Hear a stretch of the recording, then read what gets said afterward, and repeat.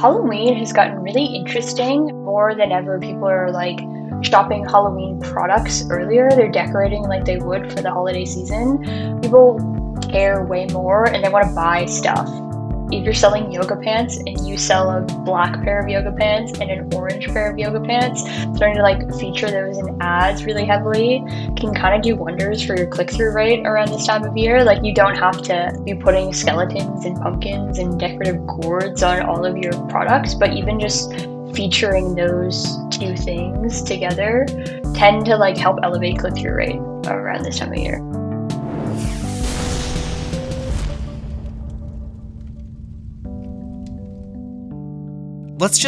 We're doing Trying it live. our hardest. We're trying our best here, people.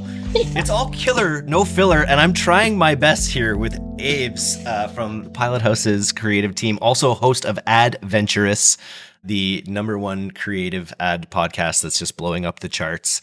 And today we're going to talk a little bit. We talk every year about spooky season. We talk a little bit about Halloween, how to actually build effective Halloween campaigns that both drive incremental revenue, but also probably train up your promotional skills for Black Friday, Cyber Monday. Is that how we kind of view Halloween a little bit, as training grounds for the main event? Yeah, Halloween has gotten really interesting. I was actually just talking to a client this morning about this, about like limited edition Halloween product and the concept of boo baskets, which are like Easter baskets, but for Halloween, and like the extra commodification around this holiday. And so we were talking about, yeah, more than ever, people are like shopping Halloween products earlier. They're decorating like they would for the holiday season. I don't know. It's just got a different flavor to it. I find in the past like 2 to 3 years, people care way more and they want to buy stuff. They want to buy, their favorite products with like ghosts on them, like thinking about a Stanley Cup with ghosts on it. Like they want that kind of stuff now. I was just seeing my buddy Brock Mamoster starting to advertise his spooky season chill cups or whatever. And already, this was like 2 weeks ago, he was starting to implant this idea, because I think people just look for that sort of like warmth of the season. Fall is such an evocative season as it is, just because the leaves are starting to fall. And then you've got this celebration of death and the macabre right in the middle of October. So there's lots of opportunity. But how do you I have some neighbors who go too far with Halloween, where they're like, it's like some Church of Satan altar and there's like babies hanging upside down with stitches over their mouths, stuff like that. That's a bit too much for Halloween. How do you suggest brands approach Halloween in a playful way, I guess? Yeah, I think you have to think about who your target personas are and how they think about Halloween. So if you are like a family-friendly brand, sticking to family-friendly imagery and references, I find Halloween is almost more nostalgic for people than like the holiday season. Like Halloween movies mean a lot to people. This is just a tangent. I saw Beetlejuice for the first time last year and I was like, this is incredible. This is a theme. I feel How did like this get made? When you watch that movie, you're like, how the hell did this movie get made? I know the plot was not what I was expecting, but I feel like Halloween has always been like that. It's like kooky, it's weird, it's off the cuff. So really understanding who your ads should be going to and what their experience of Halloween is. So like if you're looking at I always use millennials because I feel like they respond the best to like nostalgia. I was like, what are the Halloween memories that impact them the most? What were they like? What are they most excited about? And then trying to invoke that in your content. And it doesn't have to be like we were talking about. It's just fall season stuff. It gets people really excited. So even if you're not slapping pumpkins and skeletons on your product and making a limited edition drop, you can still take advantage of the season by just starting to sort of add in those leaves and those messaging about being cozy, getting inside. People love it, especially those millennials. They're obsessed. And there's always a way to pumpkin spice is such a ubiquitous cultural force that there's got to be a way. I remember one of my favorite articles was McSweeney's article from a long time ago, and it was called "It's Decorative Gourd Season, Mother." And it was just basically this huge scribe about decorative gourd season and what it means to everyone. So can you give me an example of a brand who's maybe not willing to change their product line, but would want to evoke these Halloween feelings in their ads? Any examples that come to mind? I'm trying to think, because I feel like most brands now, honestly, like any typical ones that I follow, do some kind of Halloween line. It's crazy work, like everyone out there. It's just as big as like holiday stuff now. But like a boo bundle, I guess you were sort of saying, right? Like just a specialized collection of products under the name of a Halloween thing. Totally, yeah. I was thinking like homeware specifically, or even apparel, like something that I've done in the past when we're maybe not doing that actual launch is just like if you're selling yoga pants and you sell a black pair of yoga pants and an orange pair of yoga pants, starting to like feature those in ads really heavily can kind of do wonders for your click-through rate around this time of year. Like you don't have to, like I said, be putting skeletons and pumpkins and decorative gourds on all of your products, but even just featuring those two things together tend to like help elevate click-through rate around this time of year. Super cool. And just using colors, like if you've got that orange color, if you've got something ochre or like falling leaves, put that front and center. Yeah. I think a couple years ago, a client that we were working with, I wasn't on the account personally, but they were just adding the leaf emoji, like the falling leaves emoji to content, and it started performing better in like September, October. No change to the messaging, no change to the product itself. They just threw in those little leaf emojis, and it worked. So it's a good like exercise. That might have been me. I was back in the day. I was doing these jewelry ads, and we sort of had rings with the price and the price and a timer on them for some reason. And then I just threw falling leaves on those ads, and they performed 20 to 30% better. We did the same with winter when it started to snow, and it was less effective than the evocative falling leaves, which must make us think of our own mortality as the leaves fall and return to the cycle of life. It is an interesting time of year, like psychologically, because a lot of people, like, you're locking in again, right? It was the summertime, you're just kind of pissing around, hanging out, hitting the beach. Lots of people have like summer Fridays going on, and then everyone kind of locks in. And so we're all inside more, obviously, because of the weather, but also there's just like more opportunity to buy things, I guess, because you're not going on trips, you're not going like up to the lake, you're just staying at home. Life is boring, you're back to the 9 to 5. So I feel like that also, like, we have seen across accounts, at least on the meta side, like a bit of an uptick already after Labor Day weekend where performance just increases because people are at home more, less to do, kids are back in school, you're back in that routine of like your nighttime scroll, where in the summertime you're maybe not thinking about it as much. Yeah, it definitely feels. My daughter just back to school yesterday. It definitely feels back more in the routine, even though it's crazy hot here in Victoria. It's like 27 degrees today, which is just wild. Can you speak at all to how you are thinking about these Halloween promotions in the broader context of Q4 preparedness? One big thing I'm focusing on with Halloween with the brands I work directly with this year is using it as prep for holiday drops specifically. I also think, like, I've been talking about this on Adventurous, but like realistically, if you weren't prepping for Q4 through Memorial Day sales or Labor Day sales, like if Halloween is your first time offer testing, that is actually really scary, and I don't really want to talk to you. So you should kind of have an idea of what your Halloween promo will look like in amongst your entire promo calendar. I will say it's one of those things that I think sometimes on the client side, I see people hype up more than necessary because it's not really like a shopping holiday. It is more about the limited edition launches beforehand and people shopping for things to have in their home in the fall and like Halloween season. It's not as spicy as Black Friday because people are doing things Halloween weekend. Like if you're running a flash sale Halloween weekend, you're probably not going to have like the best results because people are probably out and about either trick or treating or at parties. So it is an interesting one where it's almost like the opposite of Black Friday because the lead up is so important. It's like buying things for the holiday is what matters. And then the actual, if you want to run a flash promo, that's fine. It's probably not going to be that incredibly successful because like I said, it's just not one of those shopping holidays. And everyone knows Black Friday is right around the corner. So it also sits in a really interesting spot in the calendar where it's like, why would I buy this now instead of waiting a month and saving on it? I saw this podcast I just did that'll come out soon with my friend Chris Erthel talked about, we may talk about this in Q4 preparedness podcast in the future, but how important it was if you're going to do a Black Friday sale and start it early, like November 1st or something like that, that you in the either the ad text or in the ad or on the landing page, you make it very clear that this is the best deal that there will be to have, so that people can feel like they can buy early and not risk getting sniped by a better deal in a couple weeks.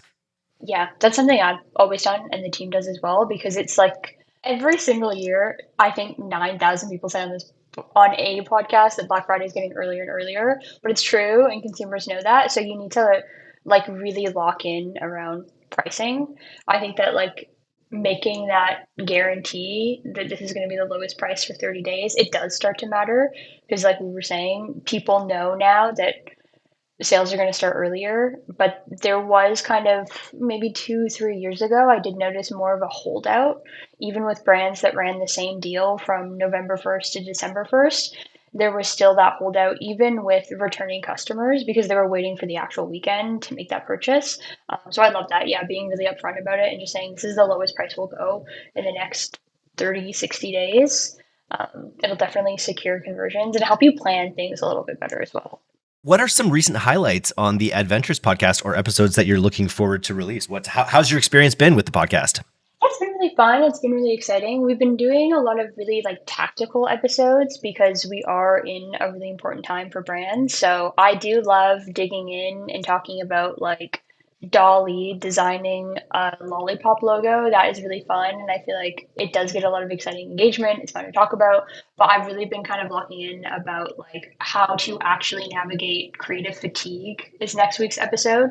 Like little tips and tricks that I've learned from like working with massive accounts, where it's like, how do you deal with not running the same version of ads when you have a bunch of products going on? So getting into like the actual nitty gritty of what it takes to win in this season, I think is fun to kind of go back to. It's weird to say like go back to my roots, but it feels like that's what we kind of talk about here. So it's been fun to talk about those really tactical pieces. We were talking last week about, again, we've kind of been like Labor Day checklist, Memorial Day sale ideas, different ways to use audio was a recent one. I see that mistake a lot because I do a lot of audits where people will just like not pay attention to the audios they're using in short form video, because people used to scroll on desktop and no one had their sound on, but now everyone's watching on reels and we're like trained to watch short form videos sound way up. So that was a fun one.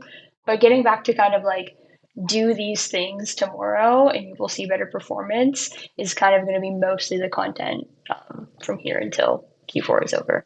As a lead creative strategist at the company, how are you using AI right now? Are you I'm just curious, how are you using it a lot to construct ads, to conceive of different concepts and then get a creative team to do it? How are you using AI in your day-to-day right now? Yeah, that's a good question. I use it mostly for like clerical work. So I do a lot of different things in my day. Like I do a lot of creative operations, training up staff. But for my actual like conceptualizing ideas, I still just do that by myself. With your own But I brain? also What? I have like I have like insane phobias around my brain like not working when I'm older. So I Mhm. really do a lot of like, I remember even as a kid, I used to play games on my Nintendo DS about like keeping your brain up, like those puzzle games. So I like to use my brain. I like to use it to think critically, and I also think like I think it's a muscle, and I'm really nervous because I am someone who does a lot of like conceptualizing and creative direction. If I don't use that muscle, it's gonna stop working as I It's hit like an my late e-brake. If you 20s. use it, you Yeah. lose it. Yeah. I was gonna compare it to my knees. Like heading into my late 20s, my knees just don't work like they used to. And I'm nervous that's gonna happen to the creative parts of my brain if I slow down and stop working with it so much. So I learned so meticulously to write, to to develop my vocabulary, and then to learn how to write a sentence and what exactly each word in the sentence and what it's doing, and then how to turn that into a paragraph, and then how it turns into an essay. And I feel like it really informed how I think of ideas, how I express ideas. And it's like I was kind of a shit student, but I got good grades because I could write really well. And I feel like that skill to learn how to actually construct my thoughts via writing is something that ChatGPT just goes right at, because it's like writing is the number one thing that it removes the need for. So that's my little worry about the future. Yeah, it is really interesting to think about like the skills. And that's actually the episode of Adventures that's coming out this week. I don't know when this episode will come out, but talking a lot about like what skills are necessary when people start using more AI.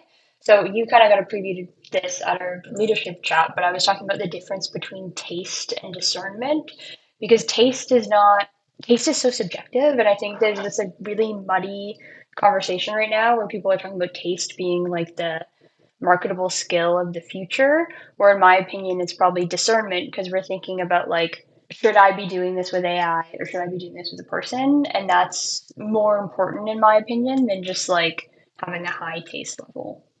It's more marketable as an actual skill. And the more discernment you have, the better you'll be at using the AI tools as well and understanding like what's acceptable and what's not. Yeah, because it's like it's really unavoidable. Like I was just saying, I don't use it for a lot of concepting. I only use it for like taking notes on meetings. But it's completely unavoidable. Like you can't just bury your head in the sand if you're going to work in this industry and like not use it at all. So I think it's really interesting to think about that discernment piece and how it looks different for everyone in different roles, and just deciding what's appropriate and what's not at the brand level I think is really important. And we're already starting to see people make the wrong call and then get called out and get all this backlash for Mm-hmm. using AI for like an AI creator. Or I think there's a right now J Crew, they've recently used a bunch of AI to like recreate their old catalogs and people hate it.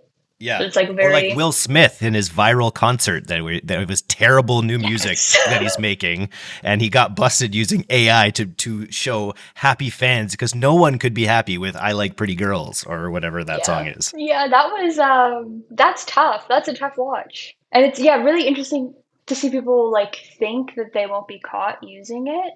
Where Yeah. I feel like going back to Halloween, it's like if I see a brand and they make a ad that's like Frankenstein drinking out of their water bottle and it's obviously using I don't really care because Frankenstein's obviously not using that water bottle in the first place. But then when you He's start to not look at the real like even. exactly. It's like there's no way for that to be real, but then things where it's like you are it feels tricky. I think that's when people don't like it. Like it feels like you're kind of pulling the wool over someone's eyes. That's when you should maybe stop and think twice. More treaty than tricky this holiday season. I think Frankenstein is a great show too because Guillermo del Toro just received a 14-minute standing ovation with Jacob Elordi playing the titular monster of I saw Frankenstein's that. monster anyway. So I feel like there could be some good Frankenstein content created this year. So yeah, Might be Frankenstein topical. in the zeitgeist. I also have to say this isn't relevant to marketing, but what is with those really long standing ovations and like the headlines are always like it was a 40-minute standing ovation. Like I think it's at because the some movie point. industry is having so much trouble, so they're just looking for feel good, and everyone's self congratulating themselves on a job well Exactly, done. yeah. It's so funny to me. I just created a brand where we're working on a new project here because I don't know if listeners are aware, but we've started a community for agencies called Agency. Oddly enough, that's the brand that we chose, called Agency. Maybe a little on the nose, but we're working on another brand for something a little bit similar, and I came up with a brand identity for it yesterday that I'm really happy with, and I used ChatGPT on a single prompt, and I think it like absolutely nailed the brand. So I'm gonna send it to you, and I get your feedback on what it thinks because it's getting better at those kinds of things. Yeah, I think it's like if you give it the right inputs, but that's kind Yeah. of like everything. I think like the interesting thing to me is always like, and we talked about this, I will talk about this in the podcast, but it's like when it comes to actual taste, which is not something that you can bring from brand to brand, like my taste is specific to me, it like won't ever be able to hold that. So when you're talking about like creating product, it's really necessary to like use your human brain. But then if you're talking about like positioning or a persona strategy, then taste is not really required in that conversation. So that's when it's like knock yourself out. I don't know. I was gonna say knock your boots off, but I don't really think that Fill means your it. boots. I think it's fill Fill your your boots. boots Yeah. Fill your boots or knock or yourself out. Do knock your both. socks off or knock It yourself out. sucks.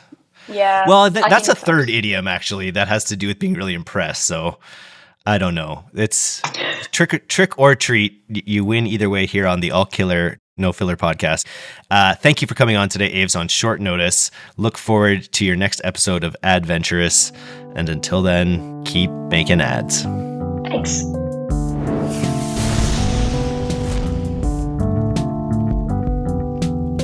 Thanks for listening to today's episode.